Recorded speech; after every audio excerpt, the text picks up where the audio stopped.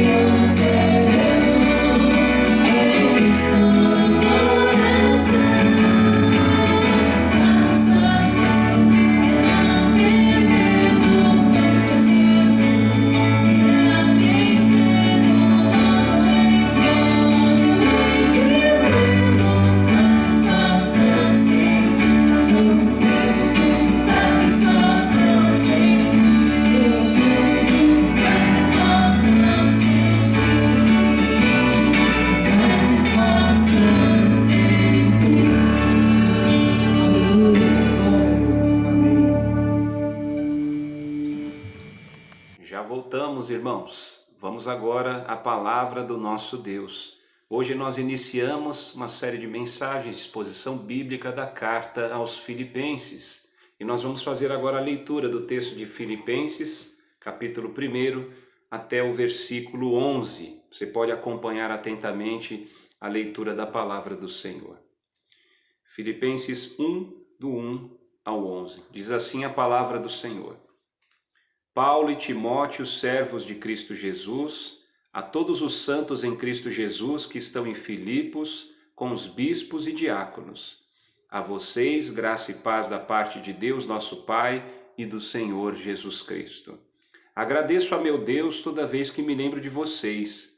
Em todas as minhas orações em favor de vocês, sempre oro com alegria por causa da cooperação que vocês têm dado ao Evangelho, desde o primeiro dia até agora.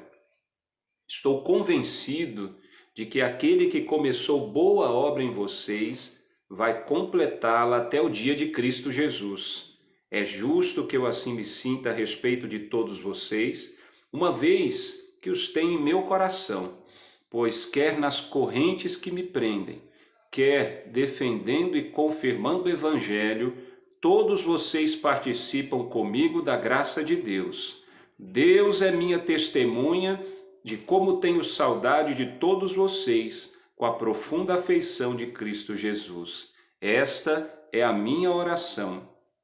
Que o amor de vocês aumente cada vez mais em conhecimento e em toda percepção, para discernirem o que é melhor, a fim de serem puros e irrepreensíveis até o dia de Cristo, cheios do fruto da justiça, fruto que vem por meio de Jesus Cristo, para a glória e louvor de Deus. Vamos orar mais uma vez, vamos falar com o nosso Deus. Santo Deus e bendito Pai Celestial, suplicamos que o Senhor ilumine as nossas mentes. Fala conosco, Senhor. Queremos ouvir a Tua direção, conhecer mais de Ti e da Tua palavra. Em nome do Senhor Jesus Cristo. Amém. Amém. O título da nossa mensagem é A Segurança Eterna do Crente. A segurança eterna do crente, com base no texto de Filipenses 1, versículos 1 ao 11. Irmãos, o livro de Atos termina com o apóstolo Paulo em sua prisão domiciliar na cidade de Roma. A carta aos Filipenses foi escrita por Paulo em sua prisão domiciliar nessa cidade, na cidade de Roma, numa casa alugada. Paulo tinha a oportunidade de receber as pessoas que queriam ir até ele, e assim ele continuou pregando o evangelho mesmo em cadeias. Ele era prisioneiro de César, mas acima de tudo Paulo, o apóstolo dos gentios, ele era o prisioneiro do Senhor Jesus, porque ele foi fiel, ele foi obediente à sua vocação, ao seu chamado. E ele pregava o Evangelho e não tinha vergonha do Evangelho, que é o poder de Deus para a salvação de todo aquele que crê. A igreja em Filipos, ao tomar conhecimento do encarceramento de Paulo, envia o irmão Epafrodito com uma oferta financeira. Só que o problema, irmãos, é que essa viagem longa e perigosa, o Epafrodito ele acaba ficando doente e ele quase morre. Mas assim que ele tem restabelecido a sua saúde, o apóstolo Paulo acaba o enviando, portando esta carta que ele escreveu lá da sua prisão, daquela casa alugada na cidade de Roma. É interessante que os filipenses já eram conhecidos por sua generosidade. Nós olhamos na palavra de Deus e nós vemos claramente a generosidade dos crentes de Filipos. Eles não só ofertaram ao apóstolo Paulo nesta ocasião em Roma, mas 2 vezes em Tessalônica e também uma vez em Corinto. Filipos foi a primeira igreja de todo o continente europeu, e perceba a importância desta igreja, porque a Europa tornou-se posteriormente, especialmente na Idade Média, século XVI, o berço do protestantismo, e dali saíram missionários para todo o mundo para continuar esta obra da pregação do Evangelho. Era uma colônia romana importante da província da Macedônia, e o nome da cidade foi uma homenagem do seu conquistador, Filipe, pai de Alexandre o Grande. E mais do que uma carta de agradecimento, a carta aos Filipenses é a conhecida carta da alegria, porque mais de 16 vezes aparece nesta carta a palavra alegria e outras palavras correlatas nos seus 4 capítulos. Eu quero fazer aqui uma exposição muito breve desses 11 versículos e em seguida destacar algumas coisas importantes que eu vejo aqui nesse texto, e sobretudo com relação à segurança eterna do crente. Paulo, ele se valeu do costume da época. Naquela época as pessoas escreviam cartas, elas apontavam logo no início da carta o remetente, quem escreveu a carta, o seu destinatário, para quem era escrita a carta, e também uma saudação. Então, o texto começa dizendo que o remetente, o autor da carta, é o apóstolo Paulo, o apóstolo dos gentios. Embora apareça aqui o nome de Timóteo, Timóteo não era coautor da carta aos Filipenses. Na verdade, quando a igreja de Filipos foi plantada, organizada por Paulo, Timóteo também estava presente. Então, certamente, este pastor jovem, o pastor jovem Timóteo, ele estava presente ali na fundação da igreja de Filipos, portanto, os filipenses o conheciam. E no momento em que Paulo estava em sua prisão domiciliar em Roma, Timóteo estava ali presente também. Por isso, o nome dele é citado aqui na carta aos Filipenses. E o texto diz, servos de Cristo Jesus. Servos aqui vem da palavra grega doulos, que deveria ser traduzida mais apropriadamente como escravos. Doulos, no caso, né? Escravos. Paulo e Timóteo eram escravos de Cristo Jesus, no sentido de que não faziam sua própria vontade, não buscavam em primeiro lugar o seu próprio interesse, mas estavam completamente comprometidos em buscar em primeiro lugar os interesses e a vontade do Senhor Jesus Cristo. Os destinatários são todos os santos em Cristo Jesus que estão em Filipos. É muito comum aqui na carta aos Filipenses aparecer a ideia de todos.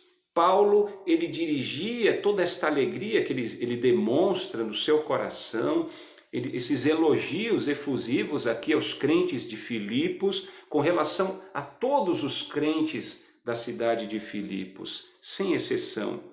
E diz aqui santos no sentido de separação do pecado e do mundo e separação para Deus e sua obra. Esses filipenses eram santos, filhos de Deus, separados do pecado, separados para o Senhor. E a posição espiritual deles, que é a posição espiritual de todo aquele que é filho de Deus, é em Cristo Jesus. Os filipenses tinham essa posição de privilégio, posição espiritual em Cristo Jesus. E ao mesmo tempo, eles estavam fisicamente num lugar geográfico, no lugar chamado Filipos. Outro aspecto importante que nós aprendemos aqui no primeiro versículo diz respeito à estrutura muito simples da igreja de Filipos. A igreja de Filipos ela tinha santos, bispos e diáconos. Os santos são os membros da igreja, são os crentes filipenses.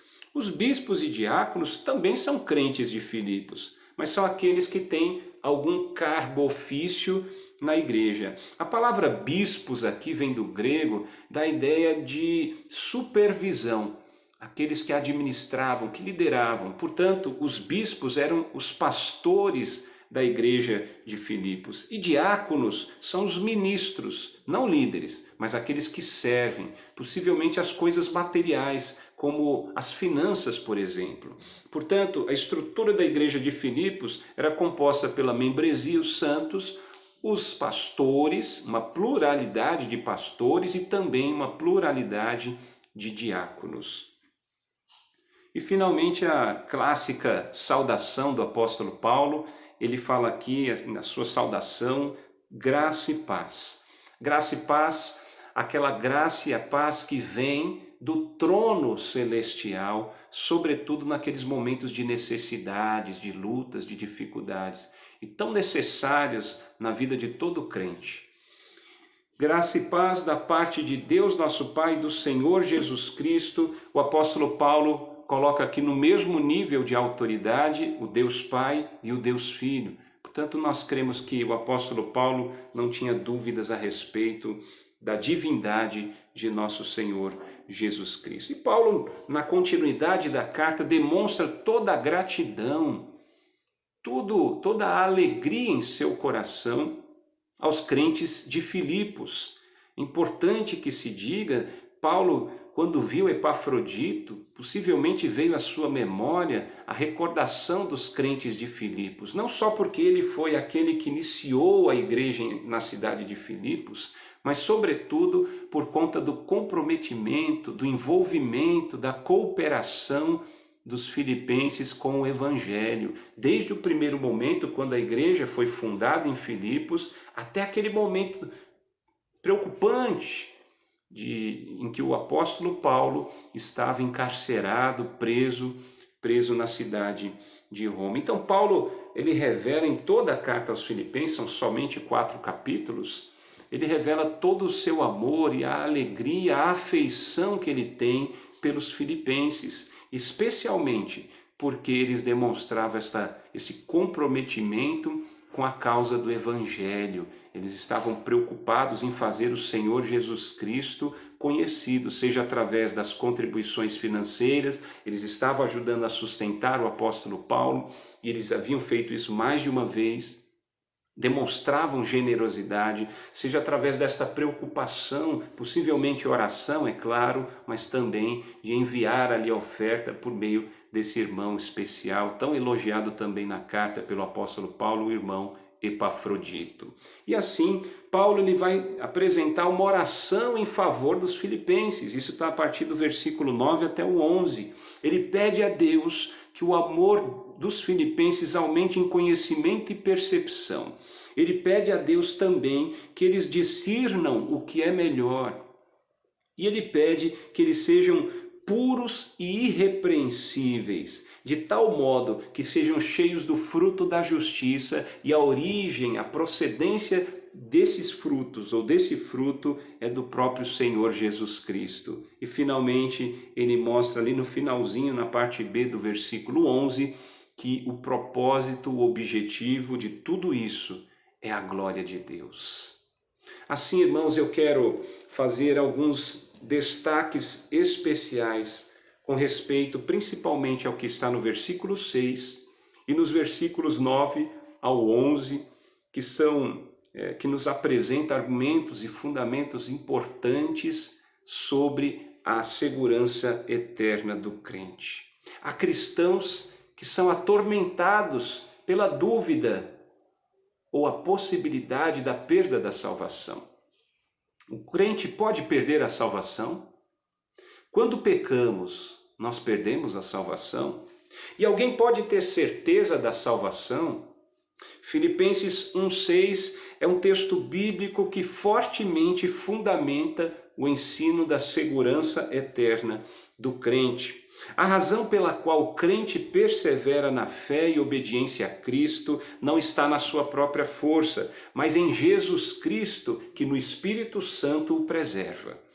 Que fique bem claro, meus irmãos, que ninguém consegue ser salvo por obras, ninguém alcança a salvação por seus méritos, ninguém preserva ou completa ou consuma a salvação eterna, pois esta é uma obra de Deus somente. Do começo ao fim, como a Bíblia diz, a salvação pertence ao Senhor. Existem muitos textos bíblicos que fundamentam essa doutrina ou ensino da segurança eterna do crente. Eu quero citar apenas mais 2. O texto de João 10, 27 ao 30, ele é muito claro quando ele apresenta o Senhor Jesus como pastor e as suas ovelhas. Essas ovelhas que ouvem a voz do pastor. E esse texto de João 10, 27 ao 30, o Senhor Jesus diz que é Ele quem dá a vida eterna às suas ovelhas. Não somos nós que conquistamos ou que merecemos a salvação, a vida eterna. Nós recebemos como um presente, uma dádiva do Senhor. Efésios 2, 8, 9, Paulo também diz, a salvação é pela graça, mediante a fé, isto não vem de vós, é dom de Deus, não por obras, para que ninguém se glorie. E é isso que ele diz aqui nesse texto de João 10. Nós recebemos a vida eterna como um dom, uma dádiva, um presente de Deus. Outra expressão muito forte que aponta para a segurança eterna do crente é quando Jesus diz aqui, em João 10, jamais perecerão. Penso que não precisamos de maiores explicações. Jamais perecerão. Jesus está dizendo que as suas ovelhas, os filhos de Deus, nós os crentes, jamais vamos perecer. Jamais. E finalmente, o Senhor Jesus ainda diz no texto de João 10, ninguém as poderá arrancar da minha mão. Estamos nas mãos do Senhor Jesus, aquele que tem todo o poder, toda a autoridade no céu e na terra. Ninguém pode nos arrebatar, ninguém pode nos arrancar das mãos do nosso Senhor e Salvador Jesus Cristo. E como se não bastasse todos esses argumentos do texto de João 10 sobre a segurança eterna do crente, ele termina João 10:30 dizendo que ninguém pode arrancar da mão de meu Pai. É como se ele dissesse que os crentes, além de estarem nas mãos do Senhor Jesus Cristo, estas mãos do Senhor Jesus ainda estão envolvidas pela mão de Deus Pai, o que nos dá absoluta segurança no Senhor. Essas ovelhas, portanto, estão em completa segurança, apesar dos perigos e das ameaças na vida cristã. Outro texto que fundamenta a segurança eterna do crente está em Romanos 8:35 ao 39. Paulo começa dizendo: quem nos separará do amor de Cristo? É uma pergunta retórica e a resposta é ninguém. Ninguém pode nos separar do amor de Cristo. E ele vai citando, irmãos, 17 obstáculos, 17, que supostamente poderiam ser uma ameaça à salvação eterna, à vida eterna. Tribulação, angústia, perseguição, fome, nudez, perigo, espada, morte, vida, anjos, demônios, presente, futuro, poderes, altura, profundidade, qualquer outra coisa na criação, nada pode nos separar do amor de Deus que está em Cristo Jesus, nosso Senhor. Nada, irmãos. Isso é a nossa segurança eterna. Embora tantos obstáculos possam surgir, tantas ameaças possam surgir em nossas vidas, que possam aparentemente comprometer a nossa salvação em Cristo, mas a verdade é que nenhuma delas, nada e ninguém, pode oferecer real ameaça à nossa segurança eterna em Cristo Jesus. Eu quero aproveitar também para trazer alguns esclarecimentos sobre alguns erros comuns.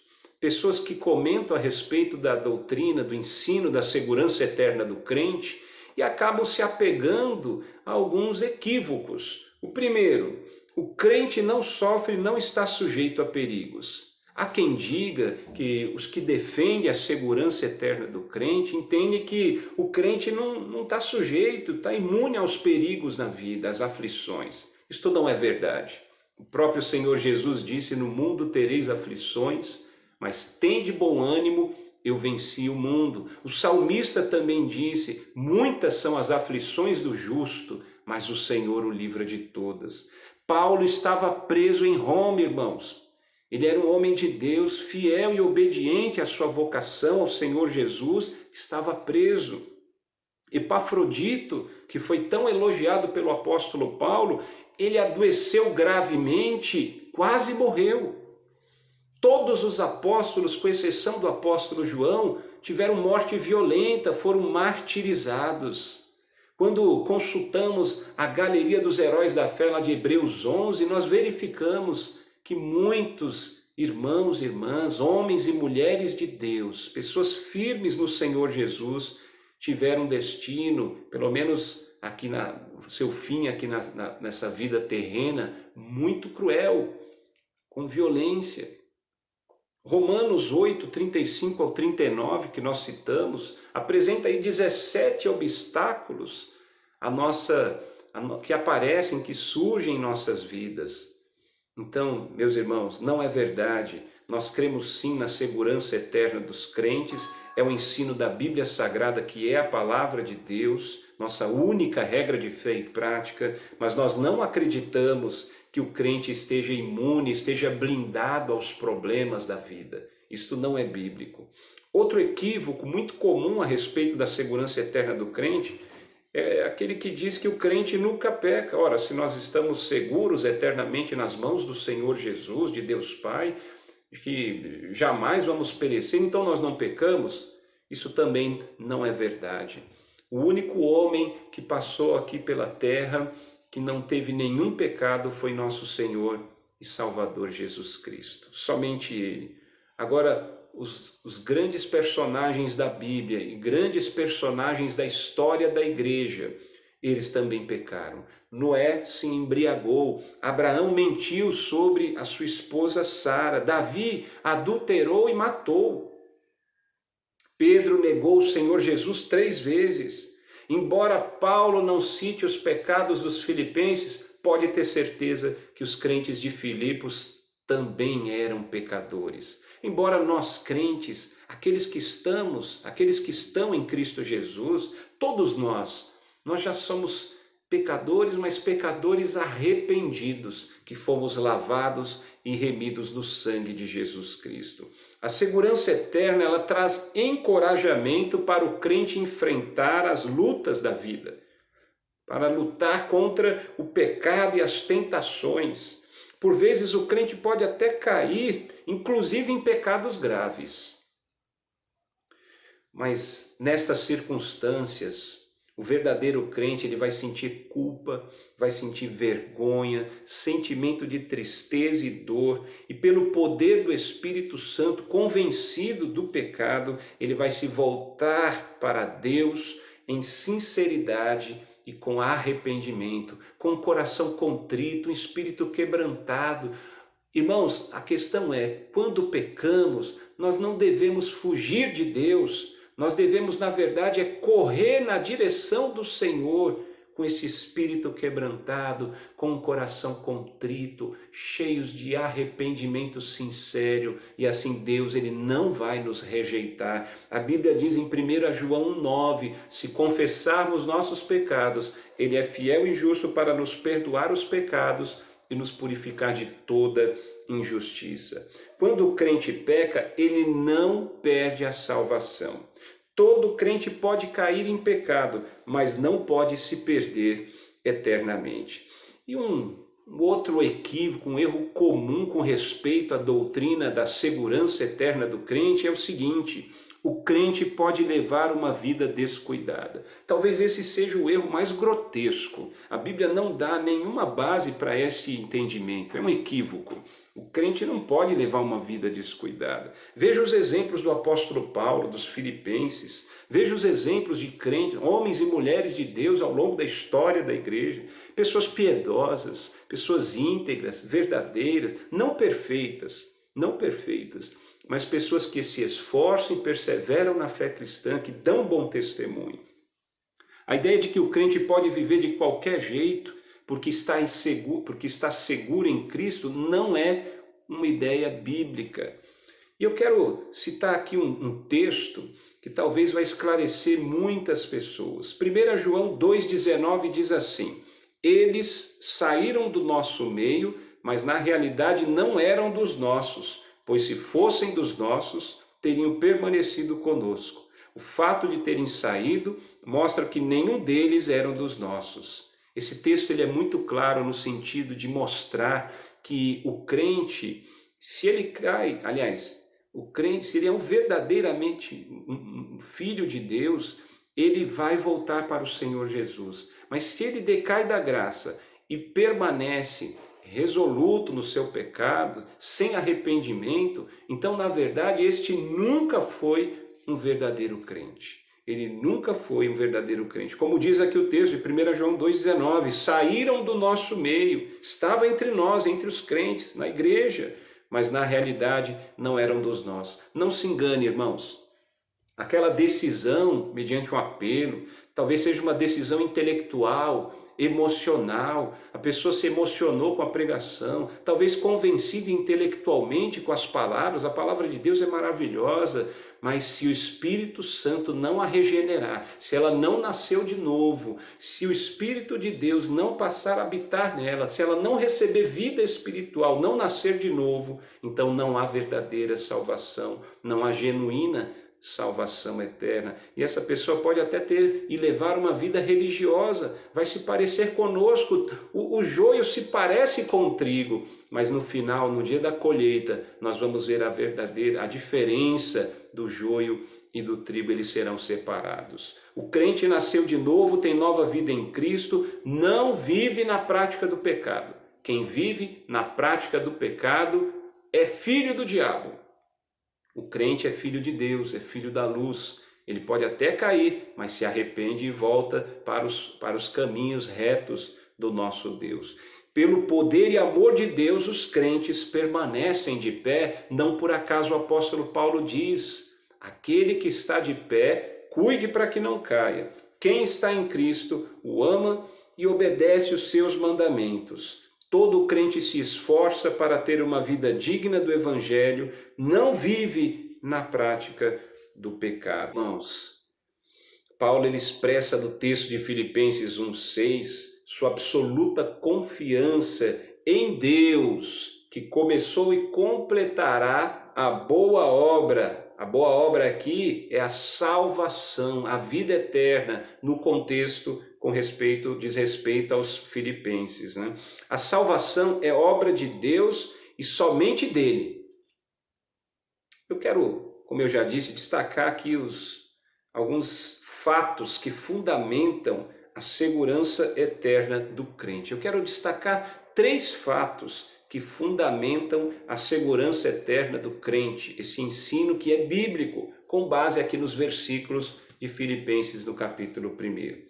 O primeiro fato que fundamenta a segurança eterna do crente, a salvação é obra iniciada por Deus. Isso está no versículo 6. A salvação é um dom, é obra de Deus realizada por nós, pela graça mediante a fé. O pecador ele é livre da ira de Deus contra o pecado. Não há salvação por obras ou méritos do homem, mas somente pelas obras ou pela obra realizada pelo Senhor Jesus Cristo na cruz do Calvário. Foi Jesus que morreu e assim pagou o alto preço para nos resgatar e nos livrar da escravidão do pecado. Foi ele que obedeceu perfeitamente à lei do Senhor para que nós pudéssemos ter vida e vida abundante. A entrada do Evangelho em Filipos alegra o coração de Paulo, como nós já falamos, diante das evidências do poder, do agir de Deus entre os filipenses. Deus guiou Paulo a Filipos. Deus abriu corações para o Evangelho e Deus manifestou o seu poder na cidade de Filipos. Tudo isso você pode depois ler lá em Atos capítulo 16, que é o registro histórico da plantação ou organização da igreja na cidade de Filipos. Com respeito ao fato de que Deus guiou Paulo a Filipos, está em Atos 16, 7 ao 9, a Bíblia mostra claramente Paulo tinha a intenção de visitar as igrejas da Ásia Menor. Mas a Bíblia diz assim: o Espírito de Jesus os impediu. Paulo e seus companheiros de viagem missionária queriam visitar as igrejas já plantadas na Ásia Menor. O Espírito Santo, Deus os impediu. Eles chegaram até Troade e uma noite Paulo teve uma visão de um homem da Macedônia e esse homem fazia um apelo: passa a Macedônia e ajuda-nos. Imediatamente Paulo teve consciência de que aquilo era um chamado, era uma ordem, um imperativo de Deus. Então, junto com Timóteo, Silas, junto com seus companheiros de viagem missionária, eles saíram de Troade e navegaram até a Macedônia. E lá no porto de Neápolis, caminharam ainda mais cerca de 16 quilômetros até a cidade de Filipos. E assim nós percebemos que a salvação é iniciada por Deus em Filipos. Como? Deus mexeu, mudou até o pensamento do apóstolo Paulo, que foi então direcionado não para visitar as igrejas da Ásia Menor, mas Deus tinha grande obra na cidade de Filipos. Então Paulo e seus companheiros de viagem missionária se dirigiram até Filipos. E lá também Deus vai abrir o coração de pessoas para receberem o Evangelho. Atos 16, 13 ao 15. A Bíblia diz que no sábado eles foram até a beira do rio, provavelmente procurar um lugar onde as pessoas oravam. Talvez eles tenham procurado uma sinagoga, mas Filipos não tinha judeus suficientes para ter uma sinagoga. Então eles procuraram um lugar de oração. E ali eles encontraram mulheres. E Paulo teve a oportunidade de pregar o evangelho. E diz a Bíblia Sagrada que uma mulher de nome Lídia, de Tiatira, vendedora de púrpura. Olha só como que a Bíblia diz. A Bíblia diz: o Senhor abriu seu coração para atender a mensagem de Paulo. É obra do nosso Deus a salvação. O início da salvação é obra do nosso Deus. O primeiro passo para a salvação é obra do nosso Deus. Paulo foi até Filipos, ele nem queria ir. Deus o colocou em Filipos. Paulo pregou o evangelho em Filipos e Deus abre o coração de Lídia, a primeira mulher, a primeira pessoa convertida em todo o continente europeu. E depois toda a família dela, toda a casa se tornou também cristã. E finalmente, Deus manifesta o seu poder ali na cidade de Filipos.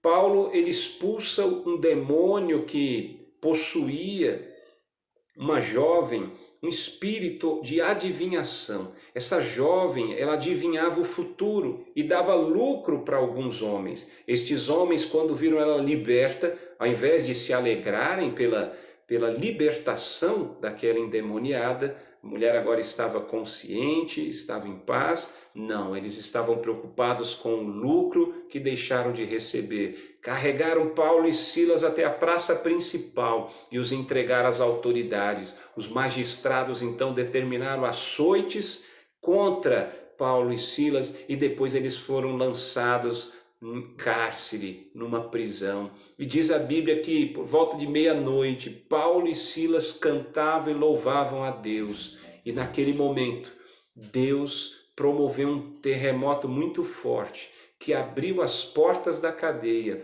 e também quebrou as correntes que seguravam os presos. O carcereiro de Filipos possivelmente estava dando um cochilo, acordou desesperado e viu as portas abertas da prisão, pensou em tirar a sua própria vida, quando o apóstolo Paulo impede de tal intento, dizendo: não te faças mal, todos estamos aqui.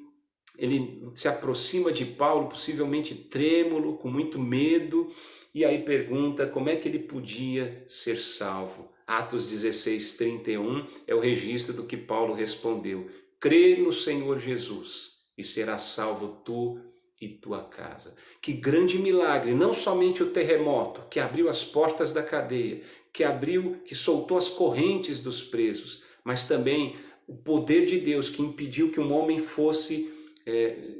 se suicidasse. O poder de Deus que fez com que esse homem, o carcereiro de Filipos, também recebeu o evangelho e foi convertido. E mais, este carcereiro cuidou das feridas de Paulo e Silas, que eles tinham como resultado dos açoites. E mais, eles ainda foram convidados e foram até a casa do carcereiro e ali tiveram comunhão e se alimentaram. É a manifestação do poder de Deus. Então nós aprendemos que a salvação é iniciada por Deus. Deus dá o primeiro passo. No caso de Filipos, ele direcionou Paulo até Filipos. Ele abriu o coração das pessoas para que recebesse o evangelho e ele manifestou o seu poder, não só através de salvação, mas de libertação e tantos outros sinais e prodígios. O segundo fato que fundamenta o ensino da segurança eterna do crente é a salvação, é obra continuada por Deus. Isso está na oração feita pelo apóstolo Paulo em favor dos filipenses, dos versículos 9 ao 11. Deus não somente toma a iniciativa na salvação, mas ele também dá continuidade a esta boa obra na vida do crente. A salvação também é obra de Deus em nós, isto é, a santificação, e é obra de Deus por meio de nós, o serviço cristão, a obra de Deus. É muito interessante isto aqui. Primeiro, Deus, ele opera a salvação por nós. Ele nos livra da ira, ele nos dá a vida eterna. ele escreve o nosso nome no livro da vida, mas ele também desenvolve a salvação, que é aquilo que conhecemos por santificação. Dia após dia, nós vamos crescendo no conhecimento e da graça e cada vez mais nos parecendo com Cristo Jesus. E ele também desenvolve a nossa salvação através do serviço cristão. Deus nos salva por meio de nós, isto é, nos envolvendo, nos dando o privilégio de participarmos do serviço cristão, da evangelização mundial, da obra missionária e tantas coisas que podemos fazer em prol, não só da pregação, por meio da pregação do Evangelho, mas ajudando os necessitados, edificando os irmãos, e tudo isso para que todos venham a adorar a Deus, louvá-lo porque Ele é digno de recebê-los. Essa salvação que é obra de Deus, que é continuada por Deus, que é a santificação, o serviço, Deus ele vai trabalhar no nosso coração, na nossa mente e no nosso caráter. O Evangelho ele transforma radicalmente a vida dos crentes. Então começa aqui pelo coração, no versículo 9, Paulo ora para Deus aumentar o amor dos filipenses. E isto para quê? Para o desenvolvimento espiritual, para a santificação, para o crescimento na fé de todos os crentes filipenses. O amor cristão ele deve ser pautado pelo conhecimento da palavra de Deus e também na percepção, essa sabedoria em como aplicar o conhecimento bíblico na vida prática. E assim, o crente ele controla as suas paixões, as suas emoções e as sensações do coração. O amor cristão não é mero sentimento. Os crentes em Tessalônica, por exemplo, eles demonstraram abundância no amor por Cristo, mas falharam no conhecimento e percepção à medida que deixaram de trabalhar esperando a volta do Senhor. E por isso foram repreendidos pelo Espírito Santo. Isso foi a oração de Paulo pelo coração. E a oração pela mente está no versículo 10. A Bíblia fala em aprovar as coisas excelentes, dependendo da versão que você tem, ou tradução, ou discernir o que é melhor. Isso diz respeito às escolhas, às decisões que influenciam e determinam nossas vidas, que determinam a vida cristã. Os pensamentos determinam as nossas sensações, emoções e também as ações. Então, coisas excelentes ou o que é melhor devem estar em harmonia com a vontade de Deus revelada em sua palavra. Por isso, Paulo ora pela mente, pelos pensamentos dos crentes filipenses. Finalmente, a oração pelo caráter, que está nos versículos 10 e 11, o caráter ou personalidade é o que a pessoa realmente é. O caráter é o reflexo das emoções e os pensamentos cultivados no coração e mente da pessoa. Do crente exige-se essa sinceridade, a pureza, a integridade. Ele tem que ser irrepreensível. Para quê? Para que seja instrumento de Deus no serviço cristão, para que possa dar um bom testemunho. O hipócrita não pode ser usado no serviço de Deus. Sinceridade e integridade, portanto, são destacadas na vida terrena até o dia de Cristo, quando aí sim o crente vai prestar contas de tudo o que fez ou deixou de fazer para o Senhor Jesus Cristo. E ele termina no versículo 11 falando cheios do fruto da justiça. Isso diz respeito à resposta, ao resultado daquelas 3 petições ou orações em favor do coração, da mente e do caráter. O crente se torna então cheio do fruto da justiça. Eu vejo aqui uma menção que nós precisamos reforçar essa ideia, que a obra da salvação é obra da Santíssima Trindade, de Deus Pai, de Deus Filho, o Senhor Jesus Cristo, e de Deus, o Espírito Santo. A Santíssima Trindade participa ativamente da salvação dos filhos de Deus. A obra de Deus, continuada na vida do crente, portanto, envolve essa trindade. O fruto da justiça me lembra o Espírito Santo, o fruto do Espírito lá de Gálatas 5, 22 ao 23. O fruto que vem pelo Senhor Jesus Cristo, conforme diz o texto de Filipenses. E finalmente o propósito de tudo isso é a glória de Deus. Fazemos tudo para a glória de Deus. Eu quero encerrar então fazendo a última observação, o último fato desse texto de Filipenses 1, que fundamenta a segurança eterna do crente. A salvação é obra completada por Deus, isso está também lá no versículo 6. Irmãos, a segurança eterna do crente é uma certeza porque o crente é preservado por Deus.